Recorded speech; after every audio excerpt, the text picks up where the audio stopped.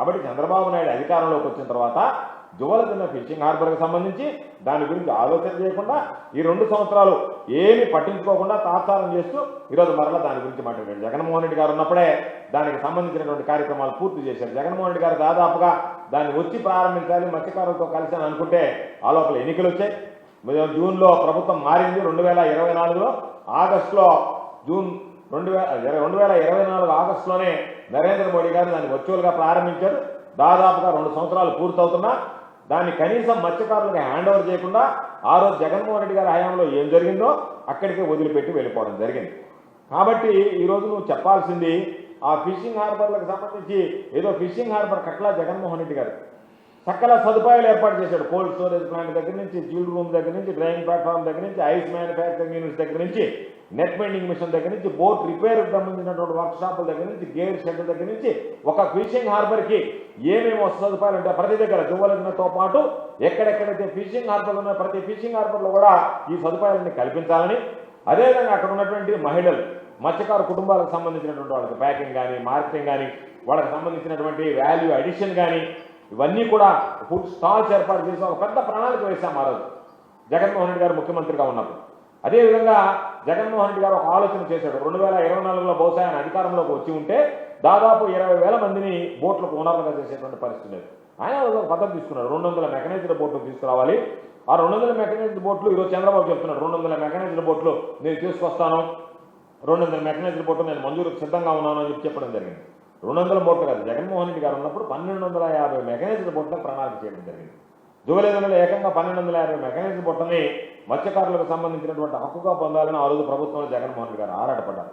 దానికి సంబంధించి ఒక్కొక్క బోటుకి ఒక 10 నుంచి 15 మందిని ఎంపిక చేసి వారిని గ్రూపులుగా అందరినీ కలిపి ఓనర్లుగా చేయాలనేటువంటి ఆలోచన చేశాడు. ఆ రోజు కూడా ఖచ్చితంగా చెప్పాడు వాళ్ళు 10% కనుక కంట్రిబ్యూట్ చేస్తే 50% రాష్ట్ర ప్రభుత్వం గ్రాంట్గా ఇవ్వడమే కాకుండా మరో 40% వాళ్ళకు లోన్ కూడా మంజూరు చేయించేటువంటి సౌలభ్యాన్ని రాష్ట్ర ప్రభుత్వమే బాధ్యత తీసుకుని కల్పిస్తుంది. కాబట్టి ఒక్కొక్క యూనిట్లో 15 మంది వరకు 1250 మెకనైజ్డ్ బోట్లు తీసుకొస్తే ఒక 20,000 మందిని బోట్లు ఓనర్లుగా చేయాలనేటువంటి ఆలోచన చేసినటువంటి వ్యక్తి జగన్మోహన్ రెడ్డి గారు.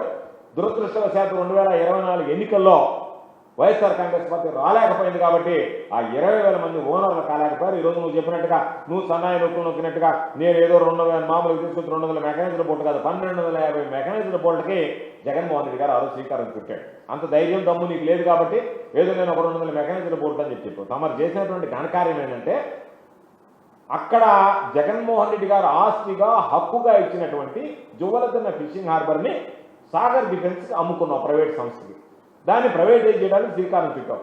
ఒక పక్క ఉన్నటువంటి వసతి సదుపాయాలను విస్తరించకుండా కల్పించకుండా ఉన్నటువంటివే చాలు అని చెప్పి మత్స్యకారులు ఇంకా దాన్ని ఎక్స్పాన్షన్కి వెళ్ళాలని చెప్పి జగన్మోహన్ రెడ్డి గారు ఆలోచన చేసి ఉన్నటువంటి అన్నింటినీ ఎక్స్పాన్షన్కి రాష్ట్రంలో ఒక 6,000 కోట్ల రూపాయలు కేటాయించి ప్రణాళిక సిద్ధం చేస్తే తమరు చేసినటువంటి ఘనకార్యం ఏంటంటే తమరు పుత్రరత్నం లోకేష్ బాబు చేసినటువంటి ఘనకార్యం ఏంటంటే జగన్మోహన్ రెడ్డి గారు మత్స్యకారులకు ఇచ్చినటువంటి ఆస్తి హక్కు ఏదైతే ఉందో సాగర్ డిఫెన్స్కి అమ్ముకున్నావు, వాళ్ళకి కట్టబెట్టావు, దాన్ని ప్రైవేటీకరణ చేయడానికి సిద్ధపడ్డావు, మత్స్యకారులు కడుపు కొట్టావు. ఈరోజు మత్స్యకారులు అందరూ కోటి ఆశలతో వచ్చారు. జగన్మోహన్ రెడ్డి గారు మొన్న వచ్చినప్పుడు మాట్లాడాడు సాగర్ డిఫెన్స్కి సంబంధించి ఈరోజు చంద్రబాబు నాయుడు రద్దు చేసుకుంటాడు అనుకుంటే మీరు బయట వాళ్ళు చెప్పేటువంటి మాటలు ఏమి నమ్మొద్దు, సాగర్ డిఫెన్స్ వచ్చేదానికి జగన్మోహన్ రెడ్డి గారు చెప్పారు. ఒకవేళ నువ్వు చేసుకొచ్చినా వైఎస్ఆర్ కాంగ్రెస్ పార్టీ ప్రభుత్వం అధికారంలోకి వచ్చిన వెంటనే ఆ అగ్రిమెంట్ ఏదైతే ఉందో ఆ కాంట్రాక్ట్ క్యాన్సిల్ చేసి పూర్తి స్థాయిలో దానిలో ఉన్నటువంటి ఆస్తిని కానీ అక్కడ ఉన్నటువంటి వసతి సదుపాయాల మీద కానీ పూర్తి స్థాయి స్థానికంగా ఉండేటువంటి ఆ ప్రాంత మత్స్యకారులకే కల్పిస్తాము హక్కు అని చెప్పడం జరిగింది.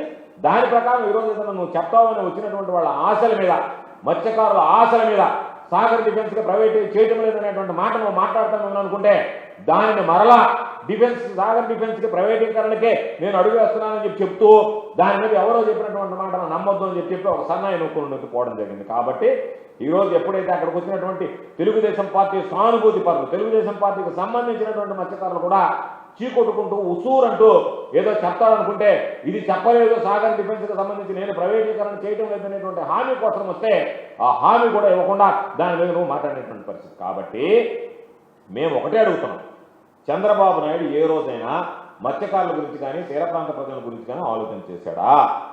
దానికి సంబంధించి ఆలోచన చేసినటువంటి వ్యక్తి జగన్మోహన్ రెడ్డి గారు ఒక్కడే. చంద్రబాబు నాయుడు ఈ జన్మలో లేదా మరో 100 జన్మలు ఎత్తినా మత్స్యకారులకు సంబంధించి ఆలోచన చేశాడు. జగన్మోహన్ రెడ్డి గారు ఉన్నప్పుడే ప్రతి 50 కిలోమీటర్లకి తీర ప్రాంతానికి సంబంధించి ఒక పోర్టు రావాలని చెప్పి కోరుకున్నాడు. ఆ పోర్టులతో పాటు దాన్ని అనుసంధానిస్తూ ఫిషింగ్ హార్బర్లు కానీ ఫిష్ ల్యాండింగ్ సెంటర్ కానీ ఉండాలని చెప్పి ఒక బ్లూ ఎకానమీకి మత్స్యకారులకు సంబంధించి అండగా నిలవాలన్నటువంటి ఆలోచన చేశాడు. ఈరోజు ఆ విధంగా ఆ ఎకానమీ బిల్డప్ చేయాలనేటువంటి ఆలోచన చేయడం కాకుండా ఆ దిశకు అడుగులు వేశాడు, వాటికి పనులు చేపట్టాడు, శ్రీకారం చుట్టాడు. ఈరోజు చంద్రబాబు తానంతటా తానే నేను సీనియర్ నేను చెప్పుకునేటువంటి వాడు ఏ రోజైనా ఆ దిశగా ఆలోచించాడా?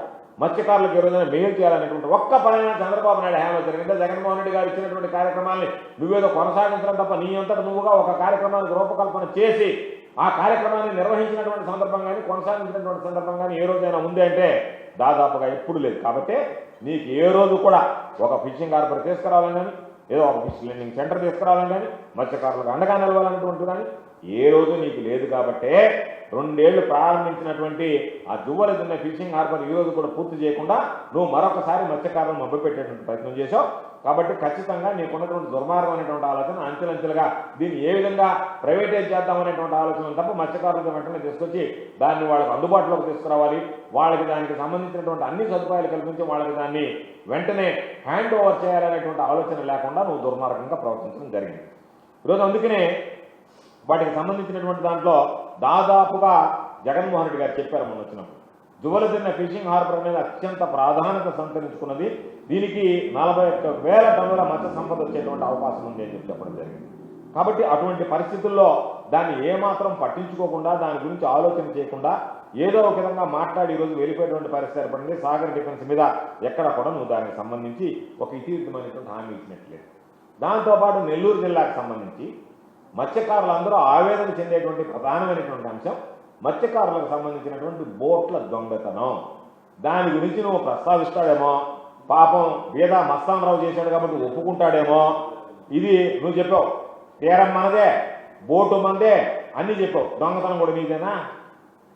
వాళ్ళు చేసిపోయారే దొంగతనంగా. బీదా మస్తానరావు నీ కొడుకు లోకేష్ వచ్చినప్పుడు పంపించేశారే, ఆ దొంగతనం ఎవరు చేసినట్టు అది కూడా మందే, తీరం మందే, బోటు దొంగతనం మందే అన్నీ చెప్పుంటే బాగుండేది. దాంతోపాటు దాన్ని చెప్పలేదే, తీరం మందే బోటు మందే అని చెప్పి నువ్వు మాట్లాడుతూ ఇతర రాష్ట్రాల నుంచి మత్స్యకారులు రాకూడదు అని చెప్పావా? వచ్చినటువంటి మత్స్యకారులు ఇతర రాష్ట్రాల్లోకి వచ్చారు, మత్స్య సంపదను దోచుకున్నారు, మీ ప్రభుత్వం ఎవరు పట్టించుకోలేదు. మత్స్యకారులే ప్రణాళిక తెగించి ఆ కరైకల్ నుంచి వచ్చినటువంటి బోట్లను తీసుకొచ్చి పోలీసులకు అప్పచెప్పారు. ఫిషింగ్ ఆఫీసర్స్ వెళ్ళారు, ఫిష్ డెవలప్మెంట్ ఆఫీసర్స్ వాళ్ళు ఎఫ్టీఓసి వెళ్ళి 2 కంప్లైంట్ ఇచ్చారు. బోగోలు పోలీస్ స్టేషన్లో 1, కావల్ రూరల్ పోలీస్ స్టేషన్లో 2 ఎఫ్ఐఆర్లు నమోదయ్యాయి. వాళ్ళు పాపం ప్రాణాలకు తెగించి కరైకల్ బోట్లు వచ్చి వాళ్ళ మత్స్య సంపదను కొల్లగొడుతుంటే వాళ్ళు దాన్ని తీసుకొచ్చి అక్కడ అప్పచెప్తే స్టేషన్ పోలీసుల ఆధీనంలో ఉన్నటువంటి బోట్లను దొంగతనంగా తరలించేస్తే మీ పార్లమెంట్ సభ్యుడు బీదా మస్తానరావు గారు మొహం తెలియనట్టుగా రాలే అక్కడికి. లేదా నీకు మొహం తెలక ఆయన తీసుకురాలేదో ఏదో మీ ఇద్దరు తెలియదు. చంద్రబాబుకే ముఖం తెలలేదా లేదా బీదా మస్తానరావుకి ముఖం తెలలేదా తెలియదు, కానీ వాళ్ళని తీసుకొచ్చి అక్కడ కూర్చోబెట్టలేకపోయాడు. వాళ్ళ సొంత ప్రాంతంలో కూడా రాలేకపోయారు. కాబట్టి నీ పరిస్థితి ఏ విధంగా ఉందో ఒకసారి మత్స్యకారుల్లో నీ పట్ల, నీ నాయకుల పట్ల, మీరు చేసినటువంటి పట్ల పోలీసులు, మీ కుమారుడు కొల్లు రవీంద్ర, అదేవిధంగా బీదా మస్తానరావు అందరూ కలిసి వాళ్ళు ఆ బోట్లు దొంగతనంగా తరలిస్తే పోలీసుల అదుపులో ఉన్నటువంటి, పోలీసుల ఆధీనంలో ఉన్నటువంటి బోట్లను తరలిస్తే ఈ లోపల ఇటు చర్యలు లేవు. ఇప్పటివరకు చర్యలు లేకుండా మరలా దాన్ని సమర్థించుకునేటువంటి విధంగా నువ్వు మాట్లాడేటువంటి ప్రయత్నం చేస్తున్నావు. బీదా మస్తానరావుకు సంబంధించి, ఆ పోలీస్ రెడ్డికి సంబంధించి, వాళ్ళకు ఉన్నటువంటి మొత్తం, ఆ ఓనర్ అశోక్కి సంబంధించినటువంటి మొత్తం వాటికి సంబంధించినటువంటి కాల్ డేటా అంతా పెట్టినా సరే దాని మీద ఎక్కడ కేసు నమోదు చేయడం కానీ, బోట్లు పట్టుకొచ్చినటువంటి కేసు నమోదైంది, బోట్లు దొంగతనంగా తరలించి వెళ్ళిపోయినటువంటి వ్యక్తుల మీద ఒక ఎఫ్ఐఆర్ నమోదు చేయాలా లేదా క్రిమినల్ చర్యలు తీసుకోవాలనేటువంటి ఆలోచన చేయకుండా ఈరోజు వాళ్ళకి సంబంధించినటువంటి దాంట్లో ఏదో కొంతమంది పోలీస్ ఆఫీసర్లను మొక్కుబడిగా నేను పంపించేశాను అయిపోయింది అన్నట్టుగా నువ్వు వ్యవహరిస్తున్నటువంటి తీరు ఏదైతే ఉందో ఇది నిజంగా దౌర్భాగ్యమైనటువంటి విషయం. దీనిని నిన్ను మత్స్యకారులు వెనక్కి క్షమించలేనటువంటి విషయాన్ని ఒకసారి గుర్తుపెట్టుకుంటే మంచిది. కాబట్టి ఏదైనా వీటికి సంబంధించి ఒక్కడినైనా అరెస్ట్ చేసావా, పోలీసులు సీజ్ చేసినటువంటి దాన్ని తీసుకెళ్తే దాని గురించి లేకుండా ఈరోజు మీరు చెప్పేదంతా ఎంత గతి తప్పి మాట్లాడుతున్నావు చంద్రబాబు. చెప్పుకునే దానికి ఏమీ లేక, వచ్చి 2 ఏళ్లలో నువ్వేమి చేసావో చెప్పుకోలేక, కాబట్టి నేను ఇది చేశానని చెప్పుకోలేక ఈరోజు జగన్మోహన్ రెడ్డి గారికి సంబంధించినటువంటి దాంట్లో ఆయన హయాంలో అది జరిగింది ఇది జరిగిందని చెప్పి ఏదో లేనిపోయినటువంటి దుష్ప్రచారాలు అబండాలు వేయడం తప్ప పూర్తిగా పరిపాలనలో విఫలమయ్యావు. కాబట్టి నీ విఫలమైనటువంటి నీ చేసినటువంటి ఆ విఫల పాలన ఏదైతే ఉందో అది ప్రజల్లో చర్చ జరగకూడదు. కాబట్టి దాన్ని అధిగమించడానికి జగన్మోహన్ రెడ్డి గారు దీని మీద దుష్ప్రచారం చెప్పడం చేయడం తప్ప నువ్వు ఏ రోజైనా చెప్పాలనుకుంటే ఈరోజు విద్యార్థులకు సంబంధించినటువంటి ఫీజు రియంబర్స్మెంట్ గురించి మాట్లాడటం లేదే, నువ్వు చేయలేదు కాబట్టి దాని మీద చర్చ జరగకూడదని చెప్పి అదేవిధంగా ఈరోజు హాస్టల్కి సంబంధించినటువంటి ఖర్చుల విషయం, రైతులకు సంబంధించినటువంటి పెట్టుబడి సాయం గురించి, రైతులకు సంబంధించి గిట్టుబాటు ధర గురించి, రైతులకు సంబంధించినటువంటి ఉచిత పంటల బీమా గురించి, రైతులకు సంబంధించినటువంటి సున్నా వడ్డీ పంట రుణాల గురించి, డ్వాక్రా అక్కచెల్లెమ్మలకు సంబంధించినటువంటి పావలా వడ్డీ రుణాల గురించి, నిరుద్యోగుల ఉద్యోగాల గురించి, నిరుద్యోగాలకు నువ్వు ప్రకటించినటువంటి నిరుద్యోగ వృత్తి దగ్గర నుంచి, ఆడబిడ్డలకు నెలకు 15,000 సంవత్సరానికి 18,000 అన్నటువంటి ఆడబిడ్డ నిధి విషయాన్ని గురించి, 50 సంవత్సరాలకే పెన్షన్ ఇస్తానని చెప్పి నువ్వు చెప్పినటువంటి హామీల గురించి ఎక్కడన్నా వీళ్ళు మాట్లాడుకుంటారేమో, చర్చకు వస్తుందేమో, అవి చర్చకు రాకుండా ఉండాలంటే డైవర్షన్ పాలిటిక్స్ చేయాలి. కాబట్టి దానికోసం జగన్మోహన్ రెడ్డి గారిని టార్గెట్గా పెట్టి ఈరోజు రకరకాలుగా ఏదో ఒక విధంగా దీన్ని డైవర్ట్ చేయాలనేటువంటి ఒక దుర్మార్గమైనటువంటి ఆలోచన తప్ప నీ ఆలోచన విధానం అంతా కూడా ఏ విధంగా ఉంది అంటే ఒక కుట్ర ఉంది నీకు. ఏదో ఒకటి నువ్వు మాట్లాడాలా, ఘాట్ అనేటువంటి వ్యాఖ్య చేయాలా, దాని మీద నీ అనుకూల మీడియాలో కథలుగా రాయాలా, దానికి ఎవరన్నా పాపం ఇది అన్యాయం కదా వీళ్ళు మాట్లాడడం అనేటువంటిది ఎవరన్నా స్పందిస్తే నీ అనుకూల మీడియాతో వాళ్ళని ఎండగట్టించాలా, వాళ్ళ మీద కేసులు పెట్టాలా, ఆ తర్వాత వాళ్ళని ఇబ్బందులు పెట్టాలా, వాళ్ళని వేధింపులు గురి చేయాలనేటువంటి ఆలోచనతో పనిచేస్తున్నావు తప్ప ఎక్కడైనా నువ్వు చేసినటువంటి పని డైవర్షన్ పాలిటిక్స్ లేకుండా నువ్వు ఏ రోజైనా చేసావా? కాబట్టి నీ ఆలోచన విధానం ఏ విధంగా ఉంది అని అంటే ఈరోజు మనం చూస్తే ఏదో ఒక విధంగా నువ్వు వాళ్ళని ఇబ్బంది పెట్టాలనేటువంటి ఒక దుర్మార్గమైనటువంటి ఆలోచన చేయడం తప్ప మరొకటి కాదు. కాబట్టి పాపం చెప్పాడు చంద్రబాబు ఈరోజు ఏం చెప్పాడంటే రాష్ట్రం మీద చంద్రబాబు గొడ్డలు వేయడం చెప్పాలి. గొడ్డల పార్టీ అది ఇది రకరకాలని చెప్పాడు. కాదు, గొడ్డలు వేటు వేసేది ఎవరో కాదు. ఈ రాష్ట్రం మీద గొడ్డలు వేటు వేస్తున్నది ఎవడు అని అంటే చంద్రబాబు. నీ ప్రభుత్వ వైఫల్యాలు, నువ్వు అమలు చేయలేకపోయినటువంటి హామీలు, వాటి మీద చర్చ జరగకూడదు. కాబట్టి ప్రతి అంశాన్ని రాజకీయం చేయాలా, ఒక అనిశ్చిత పరిస్థితి తీసుకురావాలనేటువంటి ఒక దుర్మార్గమైనటువంటి ఆలోచనతో ఈరోజు నువ్వు దానిని గొడ్డలు వేటు గొడ్డల పార్టీ అని మాట్లాడుతున్నావు. గొడ్డల పార్టీ కాదు, నేను గతంలో చెప్పాను, గుణపం పార్టీ. నువ్వు ఈ రాష్ట్ర అభివృద్ధి మీద గుణపంతో పొడుస్తున్నావు. ఈ రాష్ట్రం మీద చంద్రబాబు గుణపంపై దాడి చేస్తున్నాడు. కాబట్టి ఎన్టీఆర్కు వెన్నుపోటు పొడిచినప్పటి నుంచి ఏ రోజైతే ఎన్టీఆర్కు గుణపంతో వెన్నుపోటు పొడిచావో ఆ రోజు నుంచే నీ రాక్షస పాలన ప్రారంభమైంది. దొంగ అన్నట్టుగా నువ్వు వచ్చినటువంటి ఈ రోజు నువ్వు ఉన్నటువంటి తెలుగుదేశం పార్టీ ఫేక్ పార్టీ, అసలు పార్టీ ఎన్టీ రామారావు గారితో పోయింది. ఎన్టీ రామారావు గారికి మాది గొడ్డల పార్టీ కాదు, నీది గుణపం పార్టీ.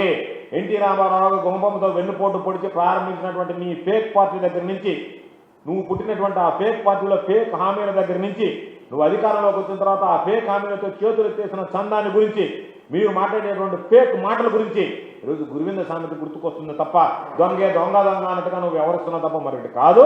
కాబట్టి నీ బ్రతుకంతా చంద్రబాబు బ్రతుకంతా డైవర్షన్ పాలిటిక్స్. అందుకనే ఎక్కడన్నా మీకు చూడండి, రాబోయేటువంటి రోజుల్లో టేక్ డైవర్షన్ అని చెప్పి ఒక బోర్డు పెడతారు రోడ్ల మీద. దానికి బదులు టేక్ డైవర్షన్ అని చెప్పి చంద్రబాబు బోర్డు పెడితే, చంద్రబాబు ముఖం పెడితే డైవర్షన్ తీసుకోమని అర్థం. కాబట్టి రాబోయే రోజుల్లో డైవర్షన్కి ఒక సింబల్గా నిలిచేటువంటి పరిస్థితి నీకు తయారైంది, నీకు దాపురించింది. చంద్రబాబు నాయుడు ముఖం ఉందంటే టేక్ డైవర్షన్ అన్నట్టుగా. కాబట్టి డైవర్షన్ పాలిటిక్స్లో ఉన్నటువంటి నువ్వు అధికారంలోకి వచ్చినప్పటి నుంచి అభివృద్ధి చేయలేక, ప్రజలకు ఇచ్చినటువంటి హామీలు నిలబెట్టుకోలేక, నిరంతరమైనటువంటి ఆరోపణలు చేస్తూ విషపు రాజకీయ ఎత్తుగడలతో నువ్వు సాధించింది ఏదైందంటే ఏమీ లేదు, శూన్యం. ప్రజలను మోసం చేయడం, నువ్వు దండుకోవడం, కోట్లాది రూపాయలు దండుకోవడం, దాంతో నువ్వు భోగభాగ్యాలు అనుభవించడం తప్ప. కాబట్టి నీ వైఫల్యాలను తప్పించుకోవడానికి డైవర్షన్ డ్రామాలు ఆపెట్టి నువ్వు చెప్పినట్టుగా చంద్రబాబు మీ పార్టీ మా పార్టీ ఒకటి కాదు. Both are not same. Chandrababu Naidu garu గుర్తుంచుకోండి. ఎందుకంటే తెలుగుదేశం పార్టీ పుట్టింది ఎక్కడ? వైస్రాయ్ హోటల్లో. వెన్నుపోటు, దగ, వంచన, మోసము, దారుణమైనటువంటి వాటితో పుట్టినటువంటి పార్టీ మీ పార్టీ. మా పార్టీ మహానేత వైఎస్ రాజశేఖర రెడ్డి గారి ఆశయాల సాధన కోసం జగన్మోహన్ రెడ్డి గారు స్థాపించినటువంటి పార్టీ. అందుకే ఒక మోసంతో, కుట్రతో, దగాతో, నయ వంచనతో, వెన్నుపోటుతో పట్టినటువంటి పార్టీ మీది. ఒక ఆలోచనతో, ఒక బలమైనటువంటి ఆశయ సాధన కోసం పుట్టినటువంటి పార్టీ వైఎస్ఆర్ కాంగ్రెస్ పార్టీ. కాబట్టి మీ పార్టీ మా పార్టీ ఎప్పుడు బోత్ ఆర్ నాట్ సేమ్ అనేటువంటి గుర్తుపెట్టుకుంటే మంచిది.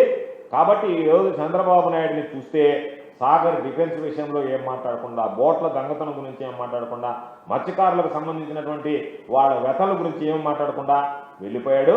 కాబట్టి చంద్రబాబు నాయుడు కోతల రాయుడు, గుర్తుంచుకో. రేపు ఏ రోజు ఎన్నికలు వచ్చినా సరే మత్స్యకారులు నీకు వాతలు పెట్టడానికి సిద్ధంగా ఉన్నారని చెప్పి కోతల రాయుడు చంద్రబాబుకి వాతలు పెట్టడానికి మత్స్యకారులు సిద్ధంగా ఉన్నారు. ఈరోజు నీ మాటలని విన్నారు. సాగర్ డిఫెన్స్లో నువ్వు మాట్లాడినటువంటి విధానం చూశారు. ఎక్కడా కూడా ఈరోజు పోర్ట్ల దొంగతనాల గురించి మాట్లాడకుండా ఈరోజు ఎంతో ఆస్తో సాగర్ డిఫెన్స్ ప్రైవేటీకరణ రద్దు చేస్తాం, పోర్టు దొంగతనానికి సంబంధించి కేసులు నమోదు చేసి వాటి మీద చర్యలు తీసుకుంటామనేటువంటి స్పష్టమైనటువంటి హామీ ఇస్తామని చెప్పి వాళ్ళు వస్తే వచ్చినటువంటి నీ పార్టీకి సంబంధించినటువంటి సానుభూతి పనులు కూడా నీకు చీకొట్టేటువంటి పరిస్థితి ఏర్పడింది.